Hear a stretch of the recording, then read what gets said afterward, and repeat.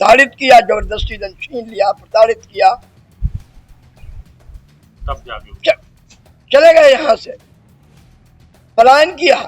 जब तक की झील बह रही है, आज भी बह रही है। अच्छा, अब कितनी बड़ी खुशी मान रहे हैं? अरे खुशी का कोई ठिकाना नहीं। इतनी खुशी कि बच्चा बच्चा यहाँ डांस कर रहा है, नाच रहा है, खुशी मना रहा है। इसका नाम बदलकर परशुरामपुरी रख दिया।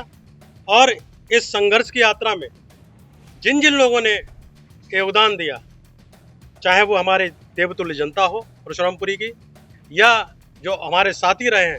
वक्त हम मौजूद हैं शाहजहांपुर की तहसील जलालाबाद में, जिसका मंत्री परिषद की मुहर के बाद अब नाम परशुरामपुरी हो गया। ये मेरे पीछे आप देखेंगे परशुराम जी का मंदिर है। यहाँ पे कुछ लोग मौजूद हैं जिनसे जानेंगे कि आखिर क्या इतिहास रहा। क्या नाम है? असित पाठक। असित जी, ये बताइए, आपने काफी संघर्ष भी करा, इसके पीछे आपने कहा कि इसको जो है परशुराम स्थली, जन्म स्थली घोषित किया जाए, इसकी आपने लड़ाई भी लड़ी, तो क्या लड़ाई रही? भगवान परशुराम की जन्मस्थली आज परशुरामपुरी घोषित हो गई। इसके लिए मैं सरकार का बहुत बहुत धन्यवाद देता हूँ। यहाँ की जो जनता है देवतुल, उसका धन्यवाद दे, जिसने पूरे 25 साल लगातार संघर्ष किया। और संघर्ष ऐसा वैसा नहीं, भीषण संघर्ष किया। और इस जनता की वजह से, जिसने कंधे से कंधा मिला के हम सबका साथ दिया, और एक बड़ी लंबी लड़ाई हम लोगों ने लड़ी, चाहे वो कांग्रेस की सरकारें रही हो, बसपा की सरकारें रही हो, सपा की सरकारें रही हो, लेकिन शायद हमारी आवाज़ उनके कानों में नहीं पहुंची। लेकिन जब सनातनी सरकार आई, भाजपा की सरकार आई, योगी सरकार आई, तो केंद्र सरकार ने भी और योगी सरकार ने भी पहले इसको पर्यटन स्थल घोषित किया, अब इसका नाम बदलकर परशुरामपुरी रख दिया।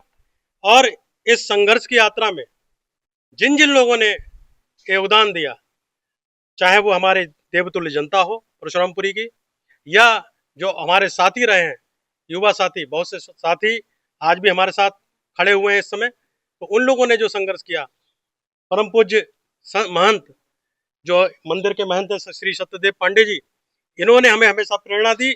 और शायद पहली बार हम इनको उतार के नीचे ले गए थे, घर घर गए थे ये, और इन्होंने सबसे आह्वान करके, और सबसे बड़ी प्रेरणा तो हमारे सामने बैठे हैं कि अगर इनकी प्रेरणा ना मिलती तो शायद हम इस संघर्ष की शुरुआत ही नहीं कर पाते। अच्छा, साक्ष्यों की अगर बात करें तो किन साक्ष्यों के आधार पर इसको जन्म? देखिए, ये क्षेत्र राजा गादी का क्षेत्र कहा जाता था, जो कानकुब्ज क्षेत्र है, वो रामनगर से लेकर कन्नौज से लेकर रामनगर तक, यह राजा गादी का क्षेत्र कहा जाता था। राजा गादी के ही क्षेत्र में ऋचिक ऋषि, जो कि जमदग्नि ऋषि के पिताजी थे, वो यहाँ पर आए थे राजा गादी के बुलावे पर, और उन्होंने ही गंगा के किनारे उनको स्थान दे दिया था आश्रम बनाने का। फिर गादी राजा ने ही अपनी पुत्री के साथ ऋचिक ऋषि का विवाह कर दिया था, उनसे जमदग्नि ऋषि हुए, और जमदग्नि ऋषि से आप सभी जानते हैं भगवान परशुराम जी हुए। तो परशुराम जी की माता जी रेणुका थी। तो पहला प्रमाण तो ये है कि जो शास्त्रों में मिलता है, महाभारत के कई पर्वों में उसका उल्लेख है कि भगवान परशुराम का जन्म कानकुब्ज क्षेत्र में हुए, राजा गादी के क्षेत्र में हुआ। तो अगर पौराणिक इतिहास माना जाए तो राजा गादी का क्षेत्र ही भगवान परशुराम की जन्मस्थली हो सकती है, और अन्यथा कहीं नहीं हो सकती। और दूसरा, इसका सबसे बड़ा प्रमाण है रामगंगा। जब रेणुका माता अधीर हो गई, वृद्ध हो गई, तो उनको स्नान प्रतिदिन करती थी, तो स्नान में जाने में दिक्कत होने लगी। तो भगवान परशुराम उनको स्नान के लिए, कि उनको दिक्कत ना हो, गंगा से काटकर रामगंगा को आश्रम तक लेके आए, जो अभी भी आश्रम है, जमदग्नि ऋषि आश्रम के नाम से जाना जाता है। ये दूसरा प्रमाण है। रामगंगा इस क्षेत्र के अलावा पूरे भारत में, पूरे विश्व में कहीं और नहीं बहती। कुछ और लोगों से बात करेंगे। यहाँ महात्मा जी मौजूद हैं, उनसे जानेंगे। काफी वर्षों से आपने यहाँ तपस्या करी, यहाँ पे रहे हैं, तो क्या इतिहास रहा है? 36 वर्ष मेरे को यहाँ भगवान की सेवा में हो गए हैं। 36 वर्ष, 35 वर्षों से लगातार इस भगवान परशुराम जन्मभूमि को, इस जलालाबाद के नाम को परिवर्तित करके इसे परशुरामपुरी घोषित करने के लिए केंद्र राज्य सरकारों से संपर्क रहा। विभिन्न संगठनों के माध्यम से ज्ञापनों के द्वारा, मीडिया के द्वारा अपनी सरकार को सरकार से मान्यता करते रहे कि इसको जन्मभूमि को परशुरामपुरी घोषित करें। आज डबल इंजन की सरकार ने जनता की भावनाओं को समझकर और सरकार की सनातनी सोच होने के नाते ही आज इस डबल इंजन सरकार ने इस जलालाबाद की गुलामी की चिन्ह को हटाकर परशुरामपुरी घोषित किया है। इससे सरकार को हमारा धन्यवाद। इसमें हमारे जो गुलामी वाली बात है, ये किसी मुगल शासक ने के नाम से इसका नाम जलालाबाद कैसे पड़ा था? मुगल शासक के नाम पर, जलालुद्दीन के नाम पर जो है इसका नाम जलालाबाद पड़ा, तो इसलिए ये गुलामी का प्रतीक रहा। और भगवान की कृपा से जो है ये हमारा जो है लक्ष्य था, हमारा स्वप्न था, वो डबल इंजन सरकार के द्वारा उससे पहले क्या इसका नाम कुछ योगी? इसके नाम इससे पहले योगी खेला था। कई नाम से परिवर्तित होते रहे, सत्ता के साथ लोगों पर नाम बदलते करते रहे, परंतु अब तो परशुरामपुरी हो ही गया है। बड़ी प्रसन्नता की बात है।